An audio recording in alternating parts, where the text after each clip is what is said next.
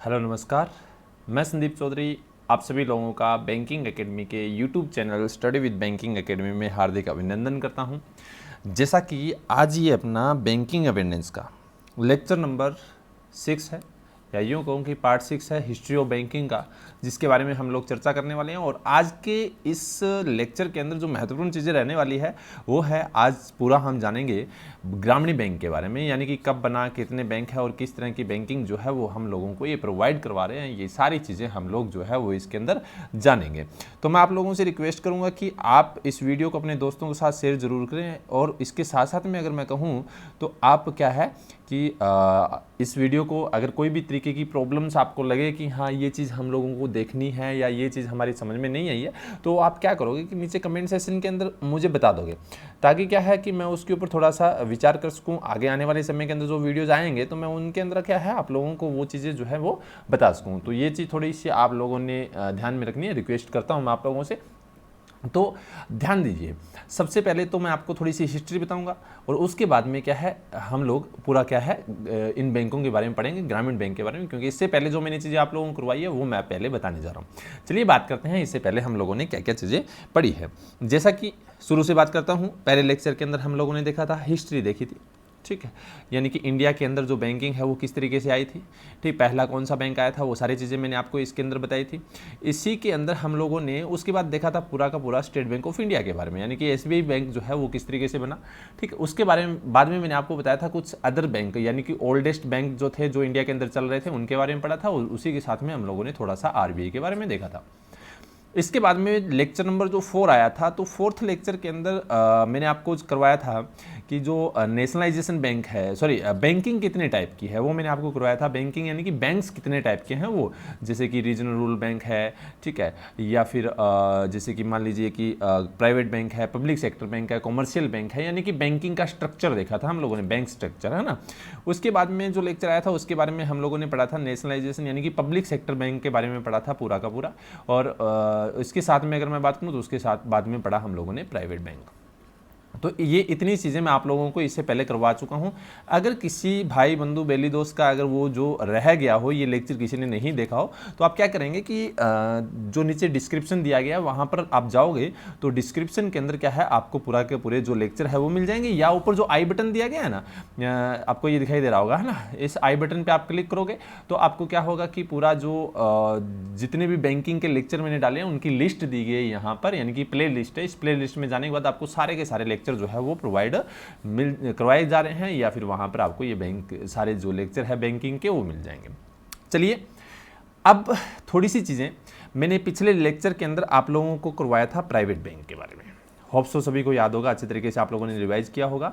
देखो ध्यान दीजिए, मैं बहुत जल्दी इसका एक टेस्ट लेने वाला हूँ। टेस्ट यानी कि मैं आप लोगों के सामने क्वेश्चन रखूंगा और उनके आंसर जो है वो आप कमेंट सेशन के अंदर रखोगे, और उसके बाद दूसरे दिन में आपको पूरा का पूरा क्या है उसके ऊपर एक लेक्चर लेके आऊँगा जिसमें आपको मैं डिस्क्राइब करूँगा। तो आप लोगों ने क्या करना है कि उनके आंसर जो है वो मुझे बताने हैं। वो बहुत जल्दी मैं ये जैसे लेक्चर कंप्लीट होता है पूरा, यानी कि पहला जो अपना पार्ट है, ठीक है, तो ये कंप्लीट होने के बाद, पूरा हिस्ट्री ऑफ बैंकिंग कंप्लीट होने के बाद मैं ये कम से कम 20 से 25 क्वेश्चन रहेंगे जो आप लोगों ने क्या है आंसर मुझे देने हैं, आप लोगों ने बताने हैं, ठीक है। चलिए अब ध्यान दीजिए, प्राइवेट बैंक मैंने करवाया था तो मैंने आपको एक चीज़ बताई थी कि प्राइवेट बैंकों को लाइसेंस जो है वो कौन देता है, आरबीआई देता है। ये चीज़ें मैंने आपको बताई थी, होप सो आपको समझ में भी आया होगा। अब इसके अंदर दो चीज़ें हैं, ध्यान दीजिए कि आरबीआई लाइसेंस कौन से सेक्शन के तहत देता है। बहुत बार क्वेश्चन एग्जाम के अंदर आया हुआ है, सेक्शन 22 के तहत आरबीआई जो है वो यानी कि बैंकों को लाइसेंस देता है, ये आप लोगों ने याद रखना है, ठीक है।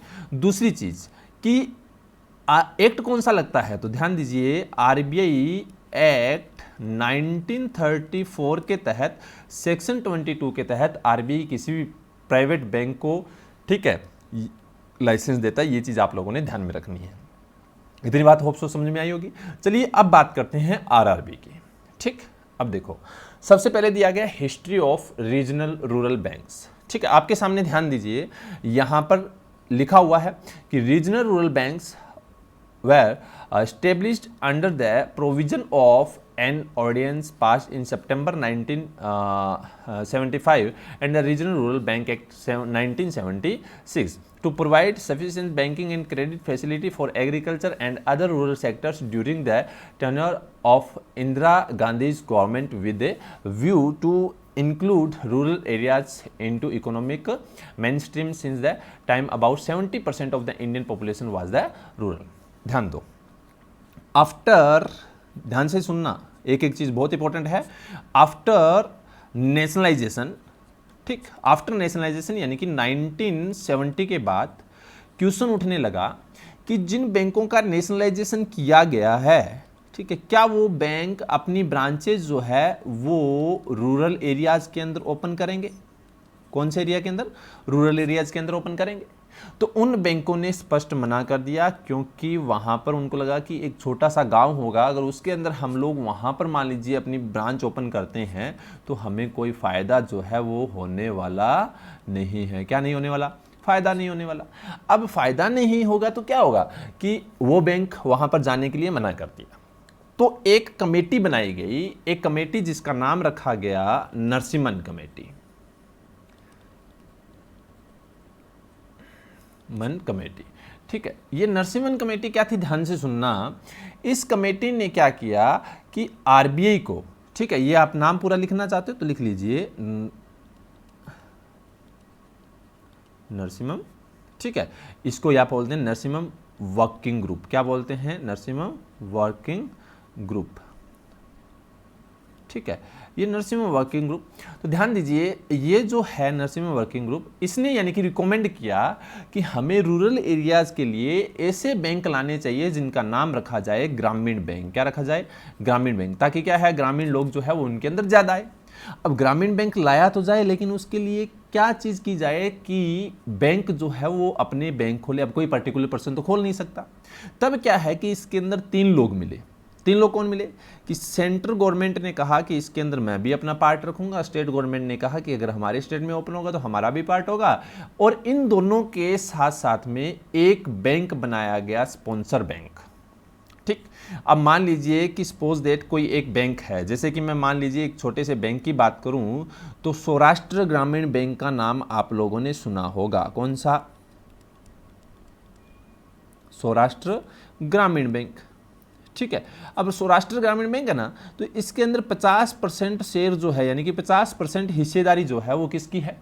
सेंट्रल गवर्नमेंट की है, ठीक। और 15% हिस्सेदारी जो है वो है किसकी? स्टेट गवर्नमेंट की है, ठीक है। सौराष्ट्र ग्रामीण बैंक कहाँ है? तो सौराष्ट्र ग्रामीण बैंक जो है वो गुजरात के अंदर है ना। तो यहाँ पर 15% किसकी है? गुजरात की है, यानी कि स्टेट गवर्नमेंट की। और बाकी जो है स्पॉन्सर बैंक, यानी कि इसका स्पॉन्सर बैंक है SBI, state bank of India. तो यानी कि बाकी 35% हिस्सेदारी जो है वो किसकी है? एसबीआई की है। तो ये हो गया इसका स्पॉन्सर बैंक, ठीक है। तो ये मैनेजमेंट करके और क्या किया गया कि इसके ऊपर ध्यान से देते हुए कहा गया कि हमें बैंक जो है वो खोलने चाहिए, ठीक। तब क्या हुआ कि इस नरसिम्हन कमेटी के रिकमेंडेशन के अनुसार, ठीक है, सन 1975 के अंदर 5 बैंक खोले गए। कितने बैंक खोले गए? 5 बैंक खोले गए, ठीक है। जिसमें पहला बैंक जो है वो माना जाता है प्रथमा ग्रामीण बैंक। कौन सा माना जाता है? प्रथमा ग्रामीण बैंक, ठीक, जो कि मुरादाबाद के अंदर ओपन हुआ था। कहां ओपन हुआ था? मुरादाबाद, यानी कि उत्तर प्रदेश के अंदर ओपन हुआ था। ध्यान दीजिए नेक्स्ट स्लाइड के अंदर जैसा अपने पास दिया गया है कि the development process of RRB started on 2 October 1975। 5 regional rural banks were set up with a total authorized capital of 100 crore, यानी कि 100 करोड़ के साथ ये ओपन हुए। The first RRB Prathama Gramin bank. बहुत बार एग्जाम में क्वेश्चन पूछा गया कि पहला आरआरबी कौन सा था, तो आपका आंसर होना चाहिए प्रथमा Gramin bank with authorised capital of 5 crore at its starting on 2 अक्टूबर 1975। जिसमें इसकी बात करें तो इसको स्पॉन्सर किया था सिंडिकेट बैंक ने, ठीक है। और the first regional rural bank in India by name Prathama Gramin Bank या Prathama Bank in Moradabad district of Uttar Pradesh. इतनी बात समझ में आई। यानी कि इसके अंदर 50% शेयर किसका, सेंट्रल गवर्नमेंट का, 15% किसका, उत्तर प्रदेश का, और बाकी 35% किसका, तो ये था सिंडिकेट बैंक का। ठीक है, क्योंकि इसने स्पॉन्सर किया था। अब ध्यान से सुनना, 2-3 चीज़ें बहुत इंपॉर्टेंट है, मैं यहाँ पर आप लोगों को बताने जा रहा हूँ कि जब बैंक ओपन हुआ, इसके साथ में टोटल 5 ओपन हुए थे, लेकिन पहला बैंक कौन सा मानते हैं, प्रथमा ग्रामीण बैंक मानते हैं। अब ध्यान दीजिए, जब ये बैंक ओपन हुआ 1975 के अंदर, तो इसके बाद इसका एक्ट बना, क्या बना, एक्ट बना, और एक्ट कौन सा लगता है, तो रीजनल रूरल बैंक एक्ट 1976। यानी कि आरबीआई के ऊपर आज कोई भी तरह की यानी कि बाउंडेशन लगती है, आरबीआई का कोई भी रूल आता है, कोई भी यानी गाइडलाइन आती है, तो वो कौन से एक्ट के तहत आएगी, आरआरबी एक्ट 1976। या कोई भी आरबीआई अगर ओपन होता है तो वो कौन से एक्ट के तहत ओपन होता है, तो ये 1976 के तहत ओपन होता है। ये चीज़ आप लोगों ने मोस्ट इंपॉर्टेंट है, ध्यान रखनी है। होप सो आपको इतनी चीज़ें समझ में आई होगी। इसके साथ में जैसा कि अपने पास दिया गया था कि जब ये बैंक ओपन हुए थे, तो उस समय यानी कि जो गवर्नमेंट थी, तो वो किसकी गवर्नमेंट थी, तो इंदिरा गांधी जी की गवर्नमेंट थी। ठीक है, ये भी आप लोगों ने ध्यान रखना है। ठीक है, इंदिरा गांधी जी की गवर्नमेंट थी। ठीक, अब अगर हम बात करें कि ये जो बैंक है आरआरबीज, कौन, आरआरबीज जो है, इनको यानी कि पूरी तरीके से अपने अंडर में कौन रखता है, किसके अंडर में आते हैं, तो ध्यान दीजिए, आरआरबीज पूरी तरीके से नाबार्ड के अंडर में आते हैं। किसके अंडर में आते हैं, नाबार्ड। अब कुछ लोग सोच रहे होंगे ये नाबार्ड क्या है, तो ध्यान दीजिए, इसका मैं अलग से लेक्चर लेके आऊंगा, उससे मैं आपको पूरा समझाऊंगा। आपने अभी याद रखना है कि आरआरबी किसके अंडर में आते हैं, नाबार्ड के अंडर में आते हैं। इतनी चीज़ होप सो आपको समझ में आई होगी। ठीक है, अब ध्यान दीजिए, जैसा मैंने आपको बताया कि ये एक तरह से क्या है कि स्पॉन्सर बैंक के अंडर में भी रहते हैं। स्पॉन्सर बैंक क्या है, इनके यानी कि मैनेजमेंट वगैरह देखता होता है। ठीक है, इनका भी हिस्सा रहता है स्टेट और सेंट्रल गवर्नमेंट का, जैसे कि अपने पास नेक्स्ट स्लाइड के अंदर देखिए दिया गया है, लिखा हुआ है कि ownership of regional rural bank. अगर हम बात करें तो इसमें स्टेट गवर्नमेंट, सेंट्रल गवर्नमेंट और क्या है, स्पॉन्सर बैंक। ठीक है, जिसमें अगर हम बात करें sponsor bank have the power of managerial and operational supervision of RRBs। आगे दिया गया अपने पास, whereas performance monitoring and regulatory supervision is done by NABARD। RRBs are owned by the central government, state government and the sponsor bank। The ratio are central government का रहता है कितना, 50% रहता है, state government का 15% रहता है, और sponsor बैंक का जो है वो कितना रहता है, 35%। ये आप लोगों ने मोस्ट इंपॉर्टेंट है, ध्यान रखना। अब मैं आपको 2-3 चीज़ें इसके अंदर बताने जा रहा हूँ, बहुत ही ज़्यादा इंपॉर्टेंट है, क्योंकि वो एग्जाम के अंदर आप लोगों से पूछी जा सकती है। और सबसे बड़ी चीज़ मैं बता देता हूँ कि क्यों इंपॉर्टेंट है, क्योंकि जब 1975 के अंदर बैंक ओपन हुए थे कितने, 5, मैंने आपको बताया 5 हुए थे, लेकिन ध्यान दीजिए इसके बाद एक बैंक और ओपन हुआ था, तो टोटल इस समय 6 बैंक ओपन हुए थे। ठीक है, अब ध्यान दीजिए, जब बैंकों को मालूम चला कि अब ग्रामीण इलाकों में तो बैंक खोलने का फायदा बहुत है, जब दूसरे बैंकों को, कॉमर्शियल बैंकों को मालूम चला, जब दूसरे कॉमर्शियल बैंकों को मालूम चला, तो क्या हुआ कि सन 1980 के अंदर इंडिया के अंदर 85 आरआरबीज थे। क्यों, है ना चौंकाने वाली बात आप लोगों के लिए, कितने बैंक थे, 85। अभी तो ये कुछ भी नहीं है, ध्यान से सुनना, सन 1985 के अंदर इंडिया के अंदर आरआरबीज हो गए थे टोटल 188 आरआरबीज हो गए थे। कितने हो गए थे, 188 आरआरबीज हो गए थे। ठीक, ये भी कुछ नहीं है, ध्यान से सुनना। ठीक है, क्योंकि सन 1990 के अंदर इंडिया के अंदर 196 आरआरबी थे। कितने आरआरबी थे, 196 आरआरबी थे। ये चीज़ आप लोगों ने ध्यान में रखनी है।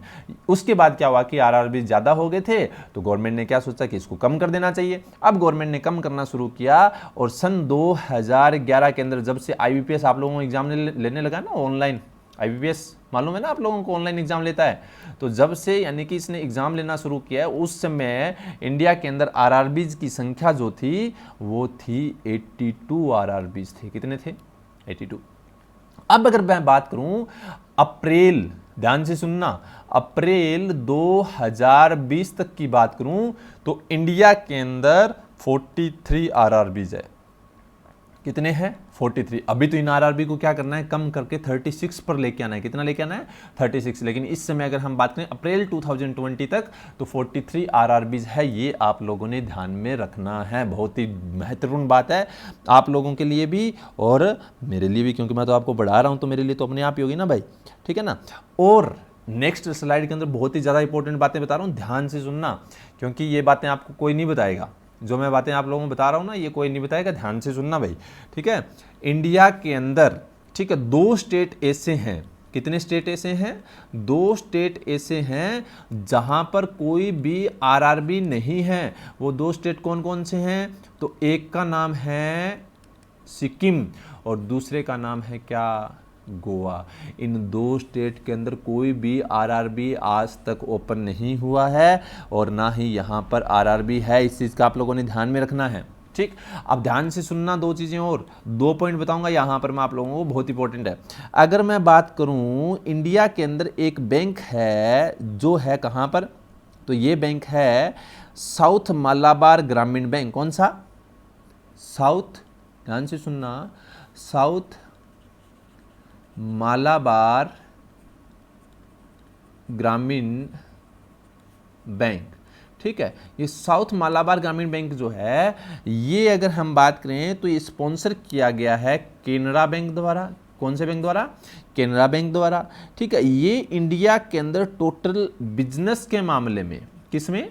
टोटल बिजनेस के मामले में सबसे बड़ा बैंक है। इस चीज़ का आप लोगों ने ध्यान में रखना है। साउथ मालाबार ग्रामीण बैंक इज दैट, अगर हम बात करें क्या है, ये बैंक जो है लार्जेस्ट, ठीक है, लार्जेस्ट है किसके अंदर?